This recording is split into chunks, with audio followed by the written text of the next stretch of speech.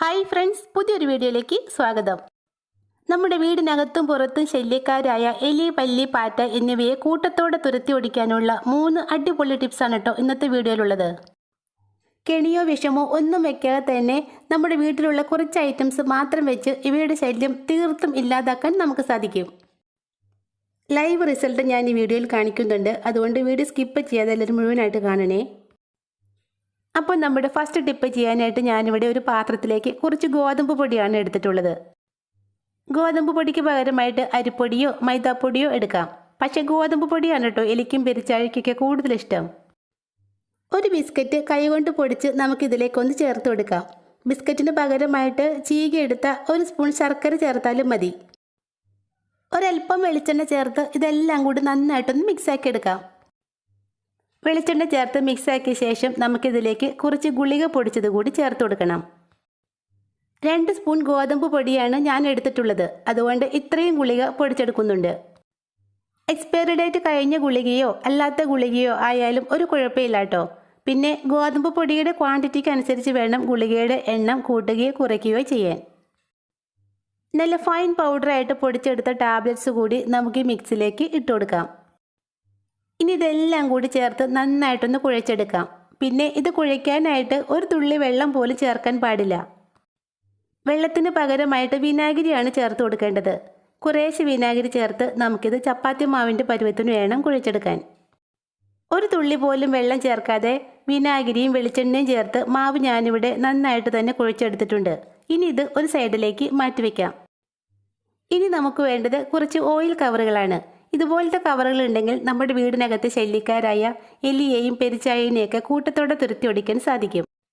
ഞാനിവിടെ വെളിച്ചെണ്ണയുടെ കവറാണ് എടുത്തിട്ടുള്ളത്. ഇത് ചെറിയ ചെറിയ പീസുകളായിട്ടൊന്ന് മുറിച്ചെടുക്കാം. ഈ ഓയിലിൻ്റെ സ്മെല്ലൊക്കെ എലിക്കും പെരിച്ചാഴിക്കൊക്കെ ഒത്തിരി ഇഷ്ടമുള്ളതാണ്. അതുകൊണ്ട് വെളിച്ചെണ്ണയുടെയോ സൺഫ്ലവർ ഓയിലിൻ്റെയോ പാം ഓയിലിൻ്റെയോ അങ്ങനെ ഏതെങ്കിലും ഓയിൽ വാങ്ങിച്ച് ഒരു കവർ എടുക്കാൻ പ്രത്യേകം ശ്രദ്ധിക്കണേ. ഓയിൽ കവർ ഞാനിവിടെ മുറിച്ചെടുത്തിട്ടുണ്ട്. ഇതുപോലെ എത്രയും ചെറുതാക്കാൻ പറ്റുന്നോ അത്രയ്ക്കും ചെറുതായിട്ട് വേണം ഓയിൽ കവർ മുറിച്ചെടുക്കാൻ. ഇനി ചെയ്യേണ്ടത് നമ്മൾ ആ കുഴച്ച് വെച്ചേക്കുന്ന ഗോതമ്പ് മാവെടുത്ത് കൈവെള്ളയിൽ വെച്ച് നന്നായിട്ടൊന്ന് പരത്തിയെടുക്കാം. പരത്തിയെടുത്ത മാവിനുള്ളിലേക്ക് നമ്മൾ ആ മുറിച്ചെടുത്തേക്കുന്ന ഓയിൽ കവറില്ലേ അത് കുറച്ചെടുത്ത് വെക്കാം. കൊഴുക്കട്ടയൊക്കെ ഉണ്ടാക്കുമ്പോൾ ശർക്കരയും തേങ്ങയൊക്കെ വെക്കുന്നില്ലേ, അതുപോലെ വേണം മാവിനുള്ളിലേക്ക് ഓയിൽ കവർ മുറിച്ചത് വെക്കാൻ. ഓയിൽ കവറിൻ്റെ പീസ് ഒന്നും പുറത്ത് കാണാത്ത രീതിയിൽ നമുക്കിത് നന്നായിട്ടൊന്ന് ഉരുട്ടിയെടുക്കാം. കവറിൻ്റെ ഭാഗമൊക്കെ പുറത്ത് കണ്ടാൽ എലികൾ ഒരു പക്ഷേ തിന്നാതെ പോകും. അതുകൊണ്ട് കവർ ഒട്ടും പുറത്ത് കാണാത്ത രീതിയിൽ വേണം ഇത് ഉരുട്ടിയെടുക്കാൻ. വിഷമോ കെമിക്കലോ ഒന്നും തന്നെ ഇല്ലാതെ എലിയെയും പെരിച്ചാഴിയെയും കൂട്ടത്തോടെ കൊന്നൊടുക്കാനുള്ള നമ്മുടെ മരുന്ന് ഇവിടെ റെഡി ആയിട്ടുണ്ട്. സന്ധ്യാസമയത്താണ് എലിയും പെരിച്ചാഴിയും ഒക്കെ തീറ്റ തേടി നമ്മുടെ വീടിൻ്റെ പരിസരത്തേക്ക് വരുന്നത്. അപ്പോൾ ആ സമയത്ത് ഇതുപോലെ 1-2 ബോൾസ് ഉണ്ടാക്കി എലിയൊക്കെ വരുന്ന വഴി ഉണ്ടാവില്ലേ, അവിടെയോ അല്ലെങ്കിൽ എലിയുടെ പൊത്തുകൾ എവിടെയെങ്കിലും ഉണ്ടെങ്കിൽ അവിടെയൊക്കെ നമുക്കിത് ഓരോന്നായിട്ട് വെക്കാം. ഇതിലുള്ള ആ ബിസ്ക്കറ്റിൻ്റെയും വെളിച്ചെണ്ണയുടെയും ഗോതമ്പ് പൊടിയുടെയൊക്കെ സ്മെല്ല് കാരണം എലികൾ ഉറപ്പായിട്ടും ഇതിനടുത്തേക്ക് വരികയും ഇത് തിന്നുകയും ചെയ്യും. ആടും കന്നുകാലികളും ഒക്കെ പ്ലാസ്റ്റിക് കവർ കഴിച്ച് ചത്തെന്ന് കേട്ടിട്ടില്ലേ, അതുപോലെ ഇതിലുള്ള പ്ലാസ്റ്റിക് കവർ എലിയുടെ വയറ്റിനുള്ളിൽ ചെന്നാൽ വയറ് വീർത്ത് അവ പ്രാണനും കൊണ്ട് എങ്ങോട്ടെങ്കിലേക്ക് ഓടിപ്പോകും. പോകുന്ന വഴിക്ക് ചത്തു വീഴുകയും ചെയ്യും. എലി, പെരിച്ചാഴി എന്നിവയെ തുരത്തി ഓടിക്കാനുള്ള നമ്മുടെ അടുത്ത ടിപ്പ് എന്താണെന്ന് നോക്കാം. എലിക്കും പെരിച്ചാഴിക്കൊക്കെ ഒത്തിരി ഇഷ്ടമുള്ള റൈറ്റാണ് പഴം. അതുകൊണ്ട് ഈ ടിപ്പ് ചെയ്യാനായിട്ട് ഒരു കേടായ പഴമാണ് കേട്ടോ ഞാനിവിടെ എടുത്തിട്ടുള്ളത്. പഴം 2ആയിട്ടൊന്ന് മുറിച്ചെടുക്കാം. ഒരു പീസ് പഴത്തിൻ്റെ ഉള്ളിൽ നിന്നും അതിൻ്റെ ഫ്ലഷ് മാത്രം ഇതുപോലെ ഒന്ന് തുരന്ന് മാറ്റാം. തോലൊട്ടും തന്നെ പൊട്ടിപ്പോവാതെ ഉൾക്കാമ്പ് മുഴുവനായിട്ടും തുരന്നെടുക്കണം. പഴത്തിൻ്റെ ഉൾഭാഗം ഇതുപോലെ നല്ല കുഴിയായിട്ട് തന്നെ ഇരിക്കാൻ ശ്രദ്ധിക്കണേ. പിന്നെ ആ തുരന്നെടുത്ത ഭാഗം കളയണ്ട കേട്ടോ, അത് നമുക്കിതിലേക്ക് ആവശ്യമുണ്ട്. ഇനി നമ്മൾ ആ മുറിച്ച് വെച്ചേക്കുന്ന ഓയിൽ കവറിൽ നിന്നും കുറച്ച് വീതം ഈ പഴത്തിൻ്റെ ഉള്ളിലേക്ക് ഒന്ന് നിറച്ചു കൊടുക്കാം. കവറിൻ്റെ പീസ് കുറച്ചിട്ടതിന് ശേഷം വിരൽ കൊണ്ട് നന്നായിട്ട് പ്രസ് ചെയ്ത് കൊടുക്കണം. കവർ പീസസ് മുഴുവനും ഈ പഴത്തിൻ്റെ ഉള്ളിലേക്ക് നന്നായിട്ട് അമർത്തി നിറച്ചു കൊടുക്കണം. പഴത്തിൻ്റെ ഏതാണ്ട് 3/4 ഭാഗത്തോളം കവർ നിറച്ചതിന് ശേഷം നമുക്കിതിലേക്ക് ഒരൽപ്പം ഹാർപ്പിക്ക് കൂടി ഒഴിച്ചു കൊടുക്കാം. ഇനി ഈ പഴത്തിൻ്റെ വായുഭാഗം ഒന്ന് അടച്ചെടുക്കണം. അതിനായിട്ട് നമ്മൾ ആദ്യം തുറന്നു വെച്ച പഴമില്ലേ, അതെടുത്ത് ഇതിൻ്റെ മുകളിലേക്ക് ഒട്ടിച്ചു വയ്ക്കാം. പിന്നെ ഈ ടിപ്പ് ചെയ്യാനായിട്ട് നന്നായിട്ട് പഴുത്ത നല്ല സ്മെല്ലുള്ള പഴം തന്നെ എടുക്കാൻ ശ്രദ്ധിക്കണേ. നല്ല സ്മെല്ലുള്ള ചെറുപഴമാണ് കേട്ടോ ഈ ടിപ്പ് ചെയ്യാൻ ഏറ്റവും നല്ലത്. പ്ലാസ്റ്റിക് കവർ ഒട്ടും പുറത്ത് കാണാത്ത രീതിയിൽ തന്നെ പഴത്തിൻ്റെ വായുഭാഗം അടച്ചെടുത്തിട്ടുണ്ട്. ഇനി ഇത് എലി വരുന്ന വഴിയിൽ കൊണ്ടുവയ്ക്കാം. അടുക്കളയുടെ സൈഡിലോ കാർ പോർച്ചിലോ ഒക്കെയാണ് എലിയുടെയും പെരിച്ചാഴിയുടെയൊക്കെ ശല്യം കൂടുതലായിട്ടുള്ളത്.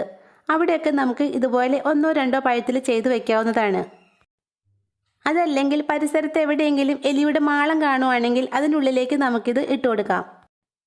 പഴത്തിൻ്റെ ആ മനം മയക്കുന്ന സ്മെല്ല് കാരണം എലികൾ ഉറപ്പായിട്ടും ഇത് തിന്നും. പ്ലാസ്റ്റിക് കവർ ഉള്ളിൽ ചെന്നാൽ പിന്നെ എന്താ സംഭവിക്കുന്നതെന്ന് ഞാൻ പ്രത്യേകിച്ച് പറയേണ്ട ആവശ്യമില്ലല്ലോ. എലി, പെരിച്ചാഴി എന്നിവയെ തുരത്തി ഓടിക്കാൻ നല്ല റിസൾട്ട് കിട്ടിയ അടിപൊളി ടിപ്പാണ് കേട്ടോ ഇത് രണ്ടും. ഉറപ്പായിട്ടും നിങ്ങളും ഇതൊന്ന് ചെയ്തു നോക്കണേ. നമ്മുടെ അടുക്കളയിലും ബെഡ്റൂമിലൊക്കെ ശല്യക്കാരായ പല്ലി, പാറ്റ എന്നിവയെ തുരത്തി ഓടിക്കാനുള്ളതാണ് അടുത്ത ടിപ്പ്. പല്ലീനെ കൊണ്ട് നമുക്ക് പ്രത്യേകിച്ച് ദോഷമൊന്നുമില്ല. പക്ഷേ അവയുടെ വിസർജ്യങ്ങൾ ബെഡിലും ഡൈനിങ് ടേബിളിലും അടുക്കളയിലൊക്കെ കിടക്കുന്നത് കാണുമ്പോൾ തന്നെ ഒരറപ്പല്ലേ. ഈ ഒരു ടിപ്പ് ചെയ്താൽ നമ്മുടെ വീടിനകത്തുള്ള പല്ലീനെയും പാറ്റേനെയൊക്കെ പൂർണ്ണമായിട്ടും നമുക്ക് ഇല്ലാതാക്കാൻ സാധിക്കും. ഇതിനായിട്ട് 2 സ്പൂൺ ചോറ് ഞാനൊരു പാത്രത്തിലേക്ക് എടുത്തിട്ടുണ്ട്. ഒരു ഗുളിക ഞാനിവിടെ എടുത്തിട്ടുണ്ട്. ഇനി ഇത് നന്നായിട്ടൊന്ന് പൊടിച്ചതിന് ശേഷം ഈ ചോറിലേക്ക് ഇട്ട് കൊടുക്കാം. 1/2 സ്പൂൺ ബേക്കിംഗ് സോഡയും ചേർത്ത് കൊടുക്കണം. പല്ലീനെയും പാറ്റേനെയൊക്കെ നമ്മുടെ മിക്സിലേക്കൊന്ന് ആകർഷിക്കുന്നതിന് വേണ്ടി ഒരു ബിസ്ക്കറ്റ് കൂടി പൊടിച്ച് നമുക്കിതിലേക്കൊന്ന് ചേർത്ത് കൊടുക്കാം. ഇനി ഇതെല്ലാം കൂടി നന്നായിട്ടൊന്ന് ഇളക്കി മിക്സാക്കി എടുക്കാം. പിന്നെ ഇതിൽ നനവ് കുറവാണെങ്കിൽ ഒരല്പം വിനാഗിരി ചേർത്ത് കൊടുക്കാം കേട്ടോ. അതുപോലെ തന്നെ നമ്മുടെ മിക്സ് ഒത്തിരി ഡ്രൈ ആവാനും പാടില്ല, ലൂസായി പോകാനും പാടില്ല. എലിയും പല്ലിയും പാറ്റയൊക്കെ നക്കിയെടുക്കുന്ന രീതിയിൽ വേണം നമ്മുടെ മിക്സ് റെഡിയാക്കി എടുക്കാൻ. കുഴച്ചെടുത്ത മിക്സ് അപ്ലൈ ചെയ്യുന്നത് എങ്ങനെയാണെന്ന് നോക്കാം. അതിനു വേണ്ടി ഇതുപോലെ 1-2 പാത്രങ്ങളുടെ അടപ്പാണ് ഞാനിവിടെ എടുത്തിട്ടുള്ളത്. അടുപ്പിലേക്ക് ഒരല്പം ഓയിൽ ഇട്ടിച്ചതിന് ശേഷം വിരലുകൊണ്ട് ഇതൊന്ന് സ്പ്രെഡാക്കി കൊടുക്കാം. ഇനി നമ്മുടെ ബേക്കിംഗ് സോഡയും ഗുളിക പൊടിച്ചതും ബിസ്ക്കറ്റും ഒക്കെ ചേർത്ത ചോറ് ഈ പാത്രത്തിലേക്ക് ഇട്ട് കൊടുക്കാം. ഞാനിവിടെ 2 പാത്രത്തിലാണ് എടുക്കുന്നത്. നിങ്ങൾക്ക് വേണമെങ്കിൽ 3-4 പാത്രത്തിൽ കുറേശ്ശെ വീതം എടുക്കാവുന്നതാണ്. നമ്മുടെ വീടിനകത്ത് പല്ലിയുടെയും പാറ്റയുടെയൊക്കെ ശല്യമുള്ള സ്ഥലത്ത് ഇത് ഓരോന്നായിട്ട് വയ്ക്കാം.